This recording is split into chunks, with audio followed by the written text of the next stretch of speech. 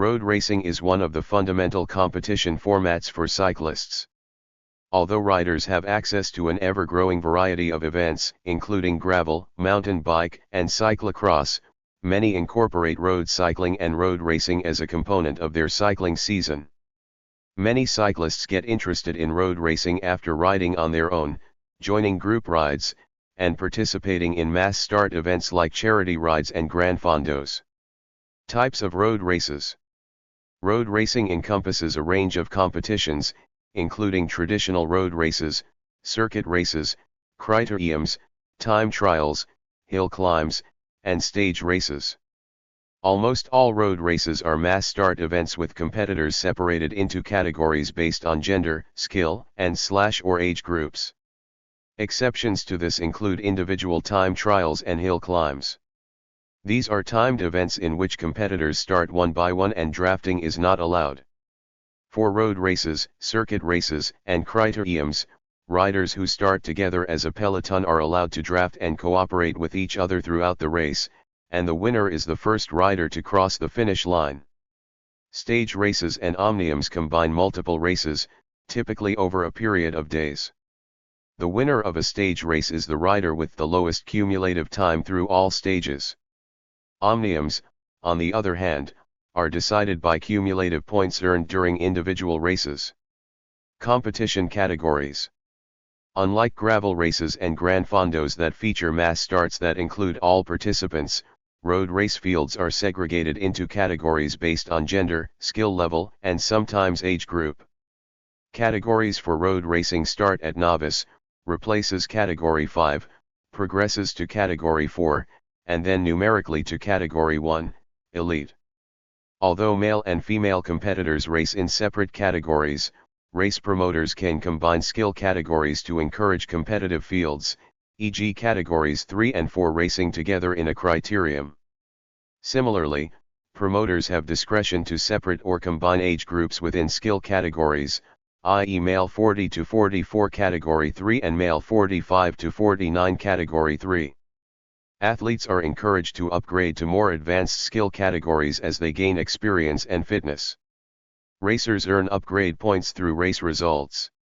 Riders can upgrade from novice to Category 4 voluntarily at any time and must upgrade to Category 4 upon earning 10 upgrade points in a 12-month period.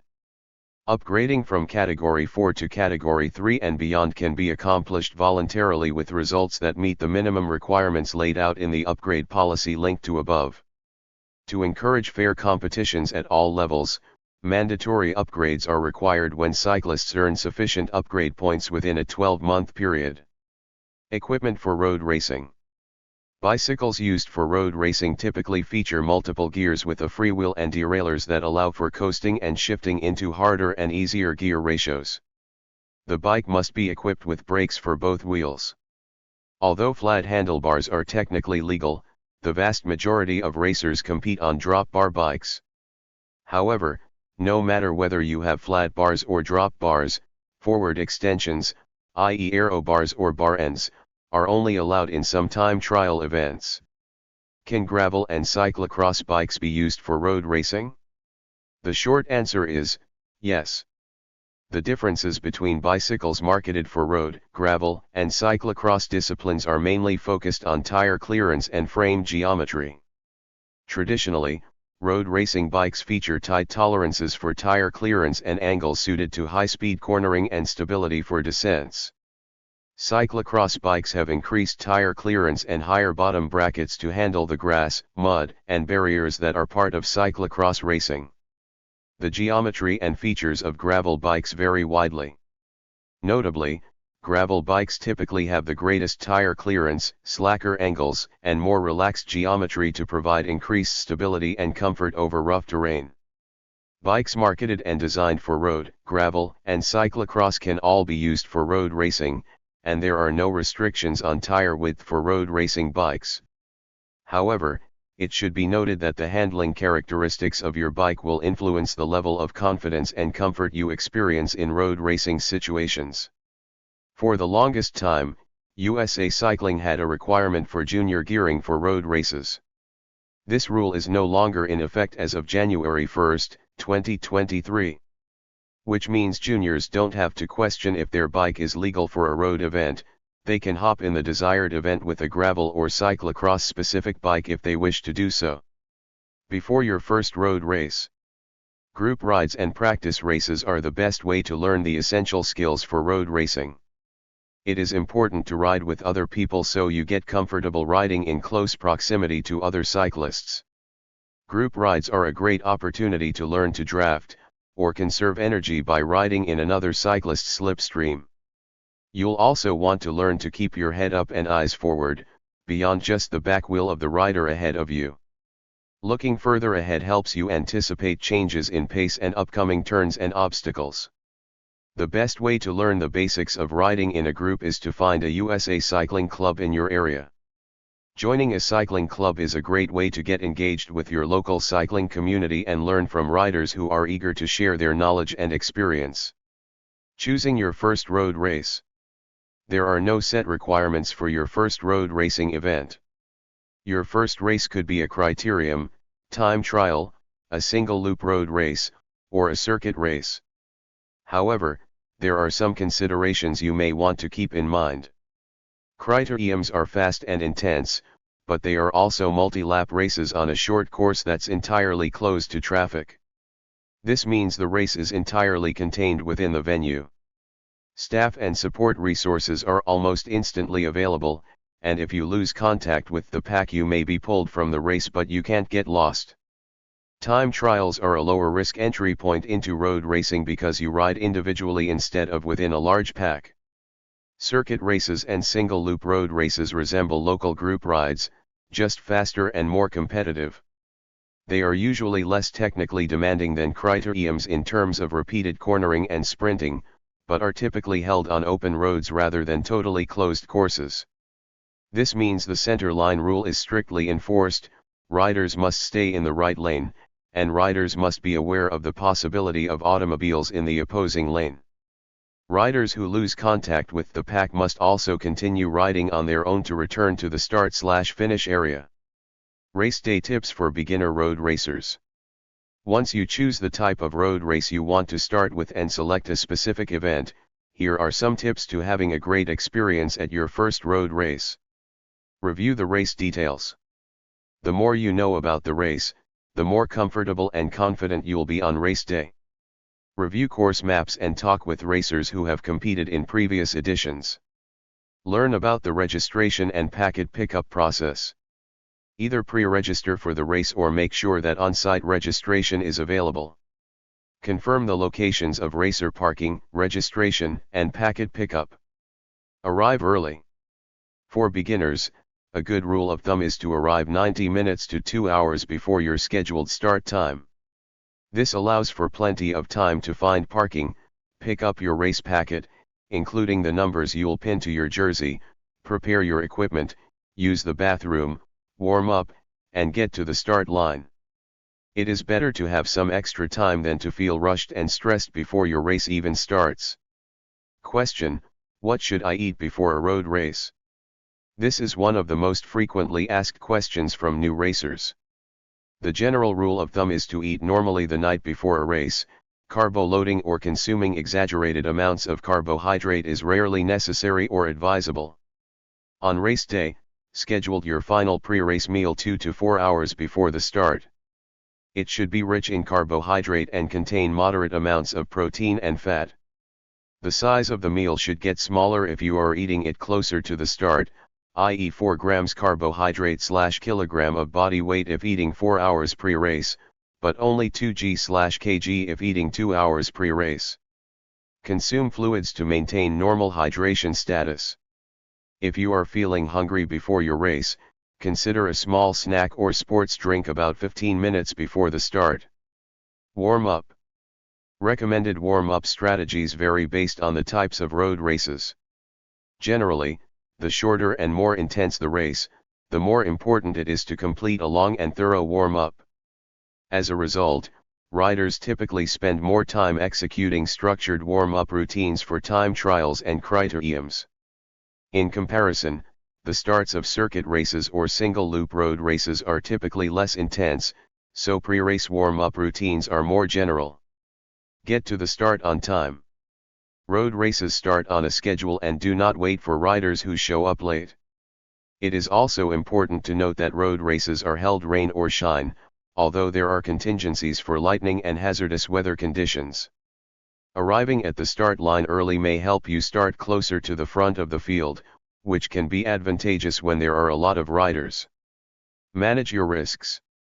Road racing is unique in that it is collaborative as well as competitive. The peloton works together to share the work and go faster, while riders also manage their individual efforts and tactics to create a competitive advantage. Safety is central to both ambitions, and in a road race, all riders depend on each other to stay safe. Riding predictably and within your skill level are the best ways to keep everyone in the group safe. If conditions, i.e. weather or surface, or rider behaviors feel unsafe, slow down and let the pack ride ahead. Consider it a learning experience that will help you improve before your next race. Have fun. Above all, have fun. The road racing community is one of the most supportive and welcoming communities in cycling. Every rider, across all categories and age groups, was once a novice and understands the process you are embarking on.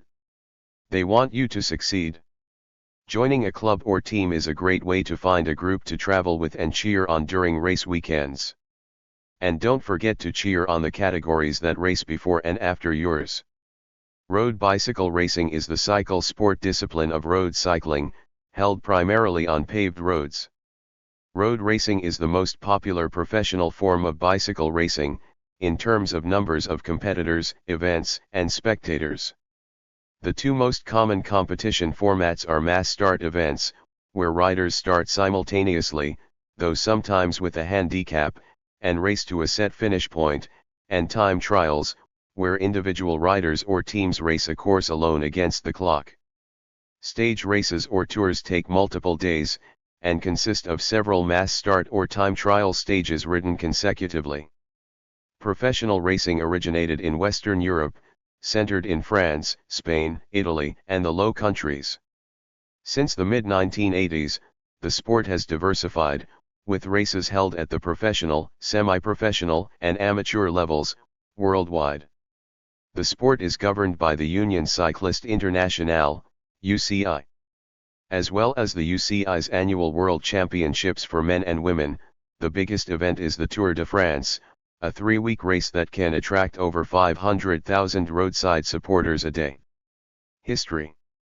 Road racing in its modern form originated in the late 19th century. It began as an organized sport in 1868. The sport was popular in the Western European countries of France, Spain, Belgium, and Italy, and some of those earliest road bicycle races remain among the sport's biggest events. These early races include Liège, Bastogne, Liège, established 1892, Paris, Roubaix, 1896, the Tour de France, 1903, the Milan, San Remo and Giro di Lombardia, 1905, the Giro d'Italia, 1909, the Volta a Catalunya, 1911, and the Tour of Flanders, 1913. They provided a template for other races around the world. Cycling has been part of the Summer Olympic Games since the modern sequence started in Athens in 1896. Historically, the most competitive and devoted countries since the beginning of 20th century were Belgium, France, and Italy. Then road cycling spread in Colombia, Denmark, Germany, Luxembourg, the Netherlands, Portugal, Spain, and Switzerland after World War II. However, as the sport grows in popularity through globalization, countries such as Kazakhstan, Australia, Russia, Slovakia, South Africa, Ecuador, New Zealand, Norway, the United Kingdom, Ireland, Poland, and the United States continue to produce world-class cyclists. The first women's road championships were held in France in 1951. A women's road race discipline was added to the UCI Road World Championships at the 31st edition of the World Championships in 1958 in Reims. Road race types. 1 day. Professional single-day race distances may be as long as 180 miles, 290 kilometers. Courses may run from place to place or comprise one or more laps of a circuit. Some courses combine both, i.e., taking the riders from a starting place and then finishing with several laps of a circuit, usually to ensure a good spectacle for spectators at the finish. Races over short circuits, often in town or city centers, are known as criteriums. Some races, known as handicaps, are designed to match riders of different abilities and/or ages. Groups of slower riders start first, with the fastest riders starting last and so having to race harder and faster to catch other competitors. Time trial. Individual time trial, ITT, is an event in which cyclists race alone against the clock on flat or rolling terrain, or up a mountain road. A team time trial, TTT, including two-man team time trial, is a road-based bicycle race in which teams of cyclists race against the clock. In both team and individual time trials, the cyclists start the race at different times so that each start is fair and equal. Unlike individual time trials where competitors are not permitted to draft, ride in the slipstream, behind each other, in team time trials, riders in each team employ this as their main tactic, each member taking a turn at the front while teammates sit in behind. Race distances vary from a few km, typically a prologue, an individual time trial of usually less than 5 miles, 8.0 kilometers, before a stage race, used to determine which rider wears the leader's jersey on the first stage, to between approximately 20 miles, 32 kilometers, and 60 miles, 97 kilometers. Stage races. Stage races consist of several races, or stages, ridden consecutively. The competitor with the lowest cumulative time to complete all stages is declared the overall, or general classification, GC, winner. Stage races may also have other classifications and awards, such as individual stage winners, the points classification winner, and the King of the Mountains, or Mountains classification, winner. A stage race can also be a series of road races and individual time trials. Some events include team time trials. The stage winner is the first person to cross the finish line that day or the time trial rider, or team, with the lowest time on the course. The overall winner of a stage race is the rider who takes the lowest aggregate time to complete all stages. Accordingly, a rider does not have to win all or any of the individual stages to win overall. 3-week stage races are called Grand Tours. The professional road bicycle racing calendar includes 3 Grand Tours, the Giro d'Italia, the Tour de France, and the Vuelta a España. Randonneuring and ultradistance. Ultradistance cycling races are very long single-stage events where the race clock continuously runs from start to finish. Their sanctioning bodies are usually independent of the UCI. They usually last several days and the riders take breaks on their own schedules, with the winner being the first one to cross the finish line. Among the best-known ultramarathons is the Race Across America, RAAM, a coast-to-coast non-stop, single-stage race in which riders cover approximately 3,000 miles, 4,800 kilometers, in about a week. The race is sanctioned by the Ultramarathon Cycling Association, UMCA. RAAM and similar events allow, and often require, racers to be supported by a team of staff. There are also ultradistance bicycle races that prohibit all external support, such as the Transcontinental Race and the Indian Pacific Wheel Race. The related activity of randonneuring is not strictly a form of racing, but involves cycling a predetermined course within a specified time limit. Equipment. The most commonly used bicycle in road races are simply known as racing bicycles.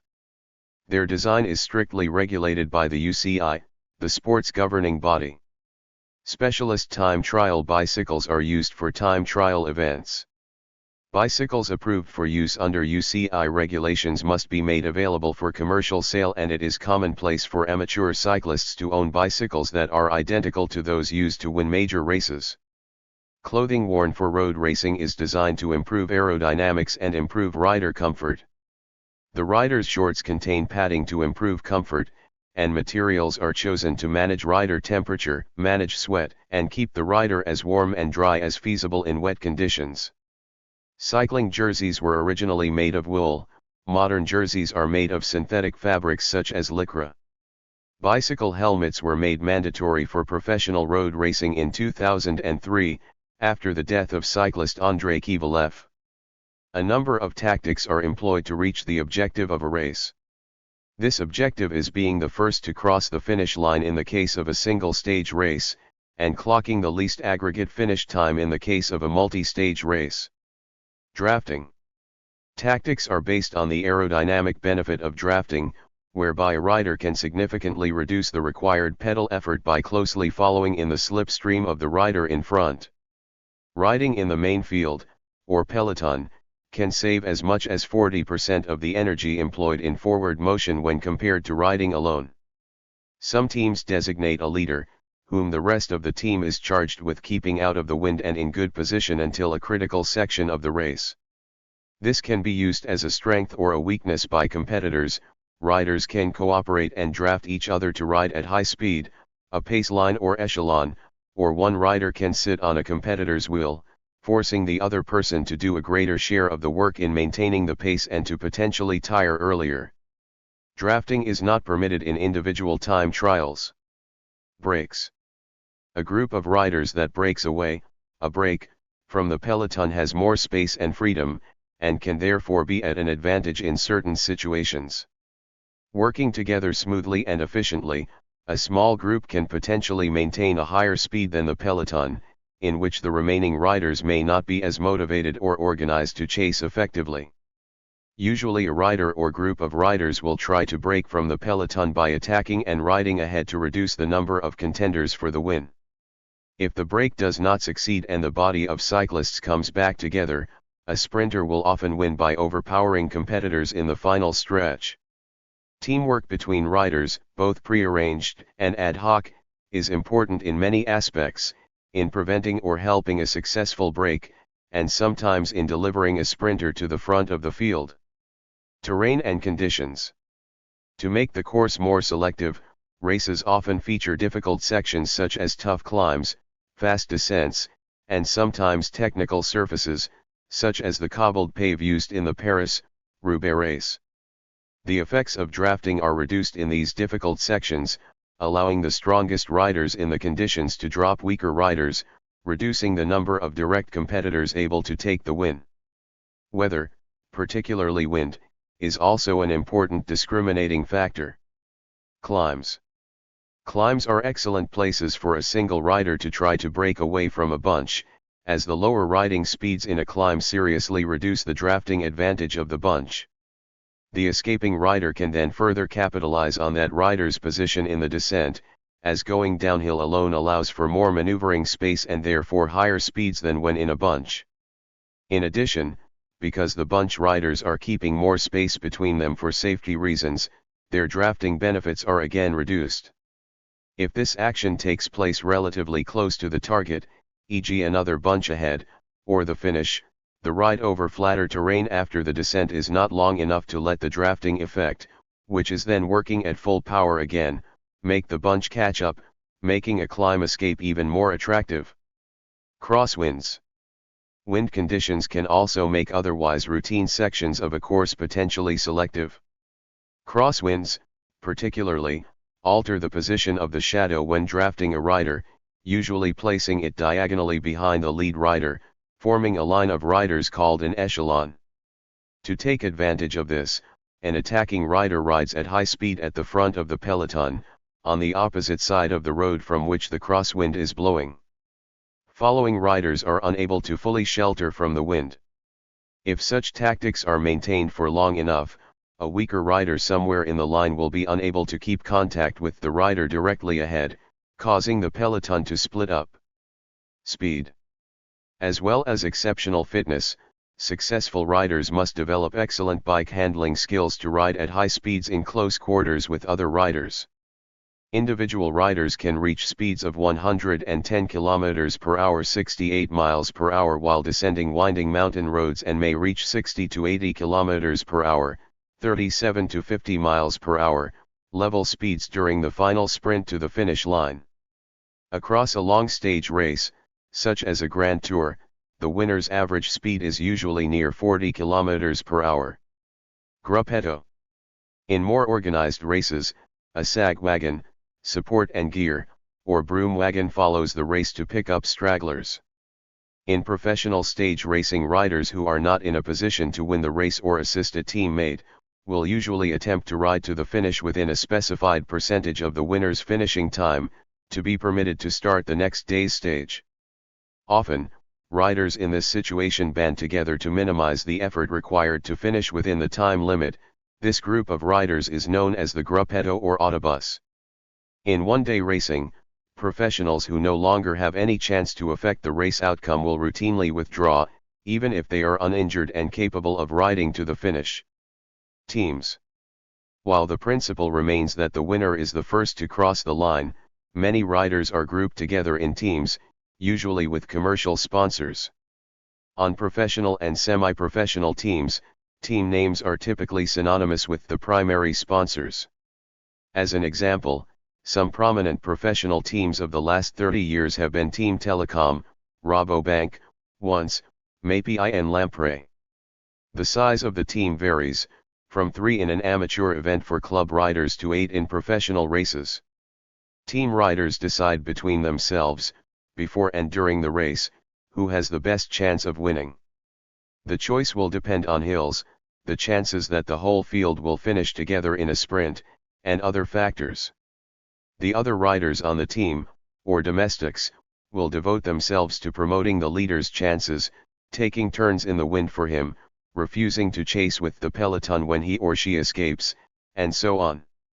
The goal is usually to allow the leader to have enough energy to take off at the critical point of the race and go on to victory. However, there can be many alternative scenarios depending on the strength of teams and the race situation.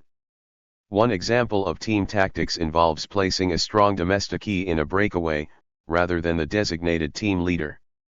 If the domestique is a good chance to win if the breakaway is not brought back, it places the onus on other teams with favored riders to expend energy chasing the breakaway, impeding their efforts to assist their leader in the final stages of the race. For instance, in the 2012 London Olympics men's road race, the outright favourite was sprinter Mark Cavendish riding for the team of Great Britain. Another favoured rider was Matthew Goss riding for the Australian team. By placing Stuart O'Grady in the breakaway, the Australian team was able to force the British team to take primary responsibility for the chase and absolve themselves of the responsibility. In professional races, team coordination is often performed by radio communication between the riders and the team director, who travels in a team car behind the race and monitors the overall situation. The influence of radios on race tactics is a topic of discussion among the cycling community, with some arguing that the introduction of radios in the 1990s has devalued the tactical knowledge of individual riders and has led to less exciting racing.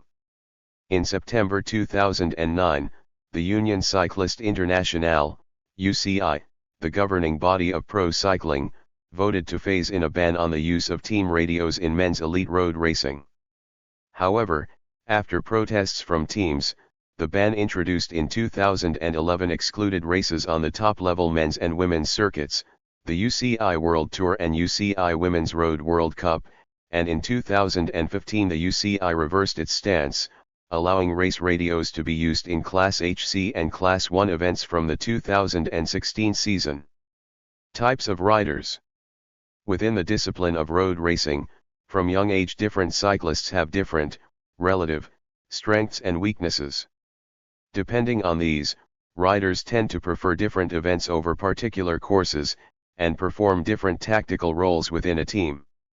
The main specialties in road bicycle racing are climber, puncher, breakaway specialist, or brouteur, time trialist, ruler, sprinter, domestique, all-rounder. Stage race ranking. In a stage race, a stage ranking is drawn up at the end of each stage, showing for each participating rider the completion time of the stage. The one with the lowest completion time wins the stage. At the same time, a general ranking shows the cumulative finishing times of all prior stages for each participating rider. A rider who does not complete any of the stages within its respective time limit is disqualified. The one with the lowest total cumulative time is the general leader. The general leader typically wears a distinctive jersey, yellow in the Tour de France, and generally maintains a position near the head of the main mass of riders, the peloton, surrounded by team members, whose job it is to protect the leader. Contenders for the general lead may stage attacks to distance themselves from the leader in breakaways. The general leader's vulnerability to breakaways is higher when the escaping rider's trail by a small time difference in the general ranking, and as number of remaining stages diminishes. Riders, who finish in the stage ranking behind the general leader, increase their cumulative time disadvantage. Whereas those who finish ahead of the general leader decrease their time disadvantage and may even gain sufficient time to unseat the general leader. After each stage, the racer with the lowest cumulative time becomes, or remains, the general leader. The general leader does not generally react to breakaways by riders who trail substantially in cumulative time. Such escapes usually achieve other goals, such as winning the stage, collecting sprinting or mountain points, or just creating airtime for their team sponsors, as a dedicated camera bike typically accompanies the escape. Notable bicycle races. Grand Tours. Notable cycling races include the Tour de France, a 3-week stage race principally through France and ending in Paris, the Giro d'Italia in Italy, and the Vuelta a España in Spain. Each of these races is considered a Grand Tour. UCI World Tour. Professional racing is governed by the Union Cycliste Internationale. In 2005 it instituted the UCI Pro Tour, renamed UCI World Tour in 2011, to replace the UCI Road World Cup Series. While the World Cup contained only one-day races, the World Tour includes the Grand Tours and other large stage races such as Critérium du Dauphiné, Paris, Nice, Tour de Suisse and the Volta a Catalunya. The former UCI Road World Cup one-day classic cycle races, which include all 5 monuments, were also part of the Pro Tour: Milan, San Remo, Italy, Tour of Flanders, Belgium, Paris, Roubaix, France, Liège, Bastogne, Liège, Belgium, and Amstel Gold Race, Netherlands, in the spring, and Clásica de San Sebastián, Spain, UCI Classics, Germany, Zurimetzget, Switzerland, until 2006, Paris, Tours, France, until 2007, and Giro di Lombardia, Italy, in the autumn season. Olympic Games. Cycling has been a discipline in the Summer Olympics ever since the birth of the modern Olympic movement. Cycling activist, co-organizer of Peace Race, Volodymyr Zgulubioski said, "Cycling has become a major event on the Olympic program. Like many other sports, it has undergone several changes over the years. Just as there used to be track and field events such as the standing high jump or throwing the javelin with both hands, cyclists, too, used to compete for medals in events which today have been forgotten. For example, in Athens in 1896, they attempted a 12-hour race, and in London, in 1908, one of the events was a sprint for 603.49 meters, 659.98 yards. The Olympic Games has never been as important in road cycling as in other sports. Until the distinction ended, the best riders were professionals rather than amateurs and so did not take part.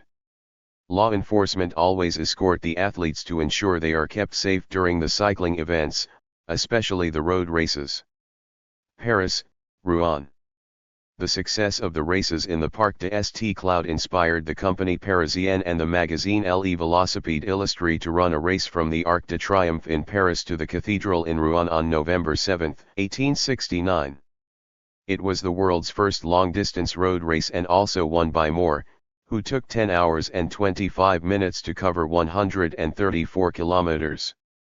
The runners-up were the Count André Castera, who had come second to Moore at St. Cloud, and Jean Beaubilier, riding a farm bike that weighed 35 kilograms.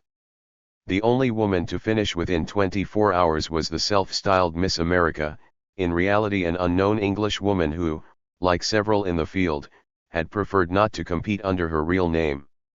International development and governance. The increase in organized cycle racing led to the development of national administrative bodies, in Great Britain in 1878, France 1881, the Netherlands 1883, Germany 1884 and Sweden 1900. Sometimes, as in Great Britain, cycling was originally administered as part of athletics, since cyclists often used the tracks used by runners. This, according to historian James McGurn, led to disputes within countries and internationally. The Bicycle Union of Britain, having quarrelled with the Amateur Athletic Association over cycle race jurisdiction on AAA premises, took issue with the Union Vélocipédique de France over the French body's willingness to allow its amateurs to compete for prizes of up to 2,000 francs, the equivalent of about 16 months' pay for a French manual worker. The first international body was the International Cycling Association, ICA, established by an English schoolteacher named Henry Sturmey, the founder of Sturmey Archer. It opened in 1893 and held its first World Championship in Chicago, United States, the same year.